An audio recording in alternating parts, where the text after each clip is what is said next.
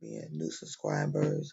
If you guys that have been on the Road to Recovery journey with me, then you guys know that I have been dealing with the UTI infections, and I have been saying over and over about trying to get a brand new neurologist because the one that I had, I'm still with him, but I don't see him as often. Um, because the last time I spoke with him was back in early January. And so I've been calling him, but he hasn't returned my phone call, nor has his nurse, and I'm used to that. And that's one of the things that aggravates me with him because he's very, very hard to get in touch with.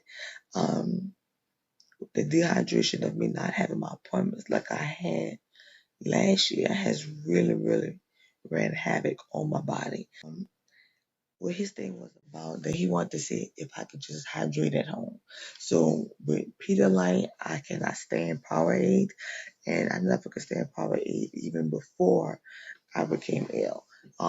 Just was drinking it, even when I was in my early 20s, back when I was a teenager.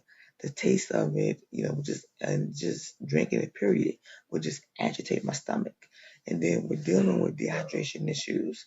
Drinking it just agitated my stomach even more when I was diagnosed with gastroparesis. And then found out last year I no longer have gastroparesis.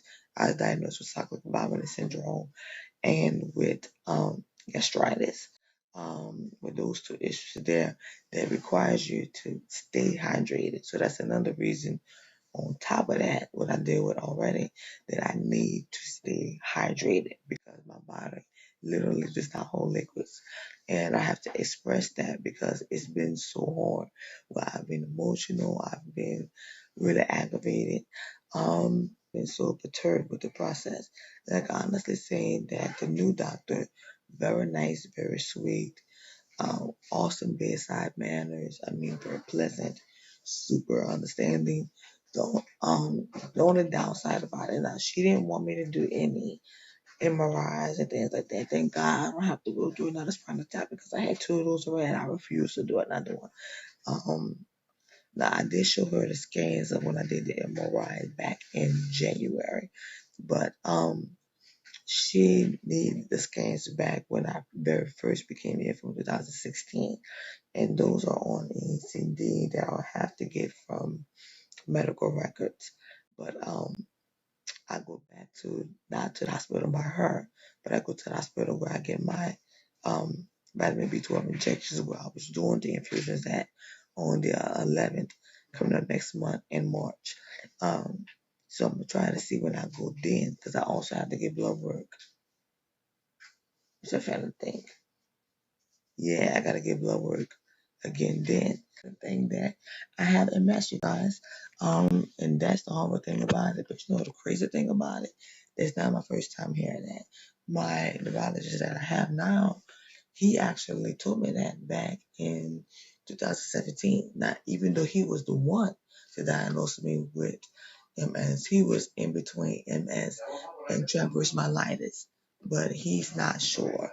Um, but he had that in my chart.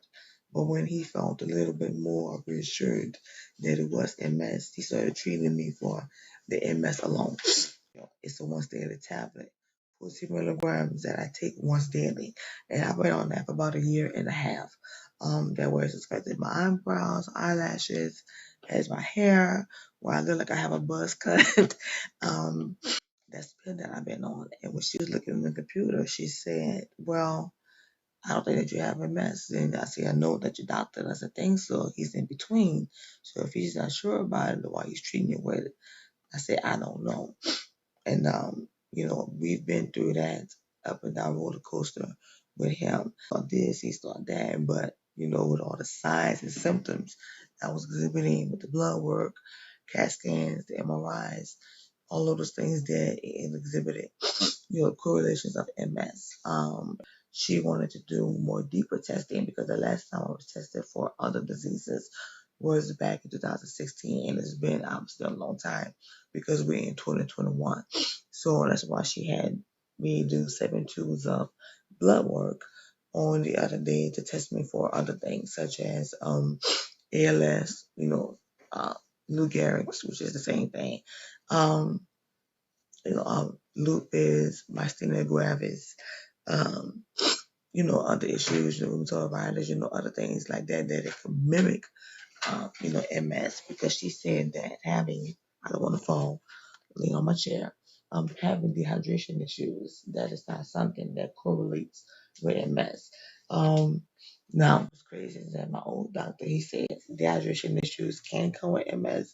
So there's a lot of just, uh, hearsay or people not being sure or people not doing their research. There's things that may have existed a long time ago that doesn't exist now because everybody's body is different.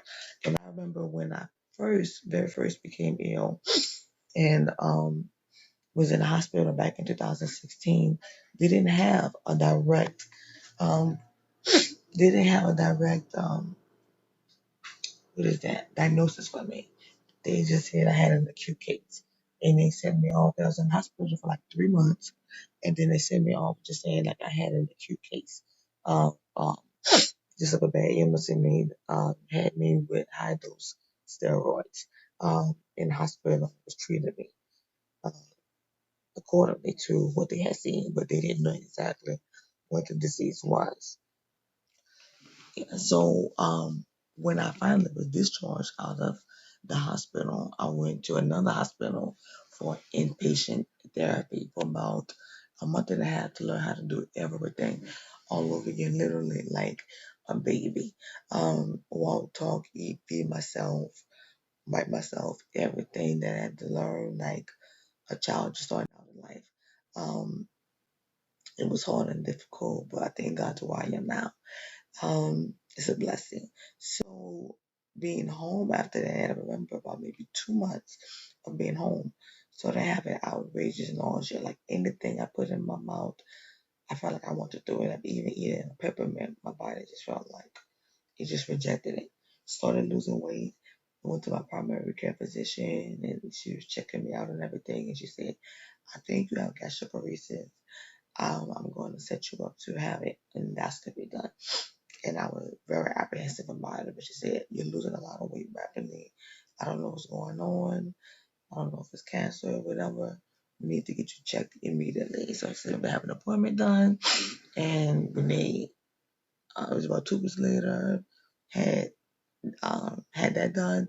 And come to find out that the doctor had came and told my parents and I, because Ever and I Eva wasn't even in the picture at that moment in time. But they had gastroparesis. So it's like we had never heard of that word. We didn't know that it existed. We didn't know anything about it. So doing our research and what the doctor was telling us, I saw food left in my stomach and I had it, and that was the diagnosis that I had all this time until last year. Said I didn't have it anymore when I had my sixth endoscopy done. That was my seventh endoscopy done last year um, around August. So back to with the neurology business, so doing the blood work, and that was the reason why she did the blood work because she didn't want to drive me, and I appreciate her for not doing that. She didn't say she didn't want to see me again. She does want to see me again, which made my heart happy. She just needed to just see the disc, to compare them from what she's seen. With January, but back to the original when I very first became ill. There is that, you see, see the disc. She could feel more comfortable in having a definite diagnosis. If they start treating me as such, if it's not MS, then okay, then whatever that it is, then we can start this treatment and get it done and get a move on so I can get on the road to healing as what the title is Rodriguez Road to Recovery. Yes, you guys. So it's hard. I felt a little perturbed about it, but I feel like when you have someone that's willing to work with you, and anybody that's with a chronic illness, whether it's you yourself watching these videos, or family member, if you're just interested in our journey, um, if you're a doctor, a nurse, somebody work in the medical field, or you're someone that is considering going into those medical fields, always be nice, always be kind. Kindness goes a long way, you guys. I don't care what gender you are. I don't care what race you are. I don't care what your faith belief is. Um, just be nice and kind and especially to the chronic illness warriors that are out there like myself. We all are dealing with so many illnesses, whether it's visible where you can see it or invisible. We all are fighting different issues. And for you guys that don't have illnesses, just dealing with things in life, period. Wars, mental wars, emotional wars, physical wars, just battles in life in general. Kindness and love and peace goes a long way that we just spread that to one another, and if we just share that abroad, the world's gonna be a much better place. And that's just simply and easily put. As of not having a definitive answer, which is a bummer. Her bedside manners made me feel like, okay, she's someone that I wouldn't mind seeing again. And she didn't brush me off. She didn't make me feel like I was making anything up. She didn't make me feel like, oh, she's a waste of time or whatever. She just didn't want to just start writing prescriptions and not knowing exactly what to write it for. I know that we will, and I want to keep the faith. It's hard, but I will keep the faith. And you're a winner, that you are a survivor. Never give up and never ever surrender. This is very Rodriguez Road to Recovery. We will talk to you guys again very soon in the very next video. Thank you guys for coming along on our journey. Thank you to the brand new subscribers. Welcome to our world. Leave a comment down below. Yeah, and we definitely appreciate the love, the support, and we love each and every single one of you guys. And we will talk to you guys again very soon in the very next video. And I'll let Hubby tell you guys goodbye. You guys, good night. Goodbye. Bye, you guys. That's it.